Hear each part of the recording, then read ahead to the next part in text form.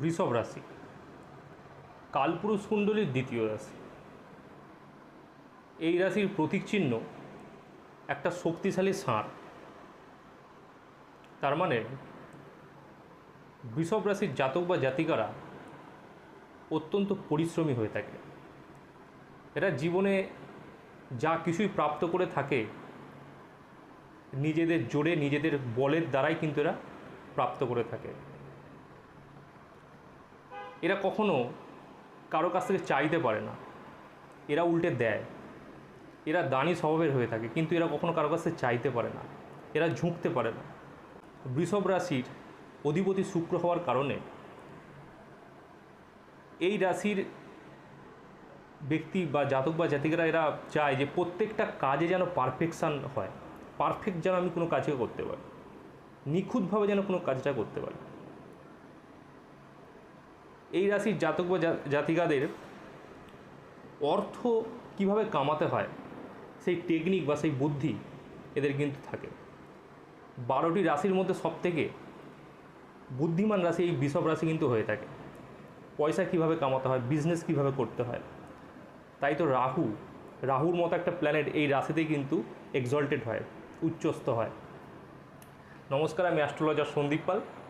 আজকের ভিডিওতে আমি কথা বলবো বৃষভ রাশির জাতক বা জাতিকাদের জন্য জুন মাসের রাশিফল কেমন হতে চলেছে, নবগ্রহের স্থিতি আপনাদের জন্মকুণ্ডলিতে কীরকম থাকবে, কী ফলাফল দেবে, এবং তার সাথে আপনাদের হেলথ, এডুকেশান, দাম্পত্য জীবন, প্রেম, চাকরি, ব্যবসা ও আপনাদের ভাগ্য কেমন থাকবে, সেই সমস্ত বিষয়ে আজকের ভিডিওতে আমি ডিটেলসে আলোচনা করব এবং ভিডিও শেষে আমি বলে দেবো কী উপায় করবেন। তাই ভিডিওটি সম্পূর্ণ শেষ পর্যন্ত দেখবেন। চ্যানেলে প্রথমবার আসলে চ্যানেলটি সাবস্ক্রাইব করে দেবেন এবং আপনারা যদি ব্যক্তিগতভাবে আমার কাছে জন্মকুণ্ডলী পরামর্শ করাতে চান, চ্যানেল ও ভিডিওর ডেসক্রিপশানে দেওয়া নাম্বারে যোগাযোগ করবেন। সবার প্রথমে আলোচনা করা যাক আপনাদের হেলথ, আপনাদের স্বাস্থ্য এই জুন মাসটা কেমন থাকছে। বন্ধুরা, ফার্স্ট হাউস আমাদের হেলথ, আমাদের ইমিউনিটিকে কিন্তু রিপ্রেজেন্ট করে। আর ফার্স্ট লর্ড মানে আমরা এই যে পুরো রাশির যে রাশিফল যে প্রেডিকশানটা, এটা চন্দ্র কুণ্ডলী হিসাবে কিন্তু প্রেডিকশানটা করা হচ্ছে। তো সেই জন্য আপনাদের চন্দ্র কুণ্ডলীর লগ্নেশ সে হচ্ছে শুক্র, আছে বর্তমানে কিন্তু মিথুন রাশিতে 8 তারিখ পর্যন্ত থাকবে। তারপরে কিন্তু কর্কট রাশিতে চলে আসছে থার্ড হাউসে, এবং সূর্য আছে আপনাদের লগ্নস্থানে। তো সেই জন্য 8 তারিখের আগে পর্যন্ত এখানে কিন্তু আপনাদের হেলথ ভালো থাকবে। কেন বলছি, কারণ শুক্র সেকেন্ড হাউসে কিন্তু খুব ভালো ফল দিয়ে থাকে, হেলথ আপনাদের খুব ভালো থাকবে। সূর্য যেহেতু লগ্নস্থানে আছে, ঊর্জা, এনার্জি এগুলো কিন্তু খুব থাকবে। তবে ব্লাড প্রেশার বেড়ে যাওয়া, ঠিক আছে, একটু মাথার মধ্যে অ্যাগ্রেশন বেড়ে যাওয়া, রাগ বেড়ে যাওয়া, ঠিক আছে, হেডেক, মাথার মধ্যে হেডেক বেড়ে যাওয়া, এগুলো কিন্তু একটু হতে পারে। 8 তারিখের পর যখন শুক্র থার্ড হাউসে আসবে তখন স্বাস্থ্য নিয়ে একটু চিন্তাজনক ব্যাপার দিতে পারে। কেন? কারণ হচ্ছে থার্ড হাউস হচ্ছে ত্রিকভাব মানা হয়, আর শুক্র একটা যেহেতু সৌম্য প্ল্যানেট, সফট প্ল্যানেট, তো থার্ড হাউসে সে খুব একটা কমফোর্টেবল নিজেকে কিন্তু মনে করে না। তো সেই জন্য 8 তারিখের পরে আপনাদের কিন্তু হেলথ সম্বন্ধে রিলেটেড একটু আপনাদের কিন্তু সচেতন হয়ে থাকতে হবে, ঠিক আছে, নাহলে কিন্তু একটু সমস্যা আপনারা ভুগতে পারেন। 8 তারিখের আগে পর্যন্ত আপনাদের হেলথ ভালো থাকছে। এবার কথা বলবো আপনাদের এডুকেশান কেমন থাকছে। বন্ধুরা, পঞ্চম ভাব আমাদের এডুকেশনের কারক ভাব মানা হয়, আর পঞ্চম ভাবের অধিপতি হচ্ছে বুধ। বর্তমানে সেকেন্ড হাউসে মিথুন রাশিতে, তার নিজের রাশিতে গোচর করছে। তো সেই জন্য আর থাকবে 22 তারিখ অবধি, 22শে জুন পর্যন্ত বুধ এখন থাকবে, তারপর কর্কটে চলে আসছে। তো সেই জন্য এডুকেশানের দিক থেকে আপনাদের এই মাসটা খুব ভালো হতে চলেছে। পড়াশোনাতে যদি কোনো চেঞ্জ করতে চান, নতুন জায়গায় কোনো অ্যাডমিশান নিতে চান, কোনো এক্সাম আছে এই মাসটাতে, জুন মাসটাতে, তো চিন্তা করার দরকার নেই, খুব ভালো আপনাদের এক্সাম হবে। এবং কোনো অ্যাডমিশানে যদি কোনো জায়গায় নতুন জায়গায় অ্যাডমিশান নিতে চান, সেখানেও কিন্তু খুব ভালো রেজাল্ট আপনারা পাবেন, ফ্রুটফুল হবে। এডুকেশানের দিক থেকে এই মাসটা কিন্তু খুব ভালো দেখতে পাচ্ছি। এবার কথা বলবো আপনাদের প্রেম সম্পর্ক, লাভ লাইফ কেমন থাকছে। বন্ধুরা, পঞ্চম ভাব, ফিফথ হাউস কিন্তু আমাদের প্রেম সম্পর্ককে রিপ্রেজেন্ট করে, আর সেই ফিফথ লর্ড বর্তমানে মিথুন রাশিতে সেকেন্ড হাউসে গোচর করছে, এবং তার সাথে শনি কিন্তু এখানে তার সপ্তম দৃষ্টি দিয়ে পঞ্চম ভাবকে দেখছে। তো সেই জন্য প্রেম সম্পর্কে 50-50 আমি বলবো, 50% ভালো, 50% খারাপ আমি বলবো। কারণ যেহেতু বুধ এখন সেকেন্ড হাউসে বসে আছে, 22 তারিখ অবধি থাকছে, তো সেই জন্য আপনাদের নতুন জায়গায় কোনো ট্রাভেল হওয়া, একসঙ্গে সময় কাটানো, ঠিক আছে, নতুন নতুন প্ল্যানিং করা, এইগুলো হবে। তবে একটু আপনাদের কোথাও না কোথাও একটু ডিসস্যাটিসফাই হওয়া, একটু আর্গুমেন্ট হওয়া, এগুলো কিন্তু একটু দেখতে পাওয়া যায়। কারণ শনি যেহেতু এখানে সপ্তম দৃষ্টি এখানে দিচ্ছে, তো প্রেশার ক্রিয়েট একটা হবে, যেন মাথার মধ্যে একটা চাপ, একটা এগুলো আপনারা ফিল করতে পারবেন যে একটা যেন কোথাও না কোথাও মাথার মধ্যে একটা প্রেশার আসছে, একটা দায়িত্ববোধ বেড়ে গেছে। এই জিনিসটা কিন্তু একটু আপনাদের ফিল হবে। তবে প্রেম সম্পর্ক এই মাসটা আপনাদের কিন্তু ভালোই থাকছে। এবার কথা হলো আপনাদের দাম্পত্য জীবন কেমন থাকতে চলেছে। বন্ধুরা, 7th হাউস আমাদের ম্যারিড লাইফ, আমাদের স্পাউসকে রিপ্রেজেন্ট করে, আর 7th লর্ড হচ্ছে আপনাদের মঙ্গল। বর্তমানে দ্বাদশ ঘরে কিন্তু তার নিজের রাশিতে গোচর করছে।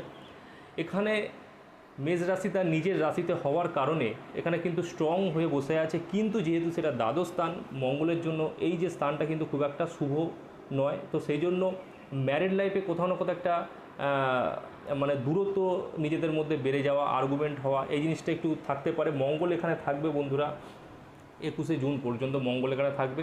তবে আপনাদের স্পাউসের long distance travel, foreign settlement, foreign travel, এইগুলো কিন্তু দেখতে পাওয়া যেতে পারে।